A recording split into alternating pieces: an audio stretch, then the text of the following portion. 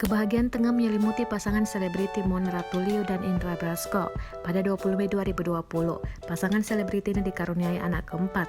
Ia tepatnya tanggal 20 Mei 2020, pukul 20.20 waktu Indonesia Barat, proses sesar di Rumah Sakit Jakarta Selatan, kata Indra Brasko saat dihubungi via telepon Kamis 21 Mei 2020. Indra mengatakan bayi dalam posisi sungsang, di dalam kandungan hingga menjelang persalinan.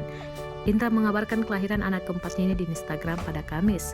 Indra berujar anak keempatnya itu lahir dengan selamat dan Mona Ratuliu dalam keadaan sehat. Namun Indra Brasko tidak bisa mendampingi proses persalinan Mona Ratuliu karena protokol kesehatan di tengah pandemi COVID-19. Sayang hingga saat ini Indra Brasko dan Mona Ratuliu belum menyematkan nama bayi perempuan tersebut. Namun dia berujar nama tersebut akan disematkannya dalam waktu dekat ini. Seperti diketahui, Mona Ratuliu melahirkan bayi berjenis kelamin perempuan dengan berat 3,4 kg dan panjang 50 cm pada Kamis 21 Mei 2020 kemarin.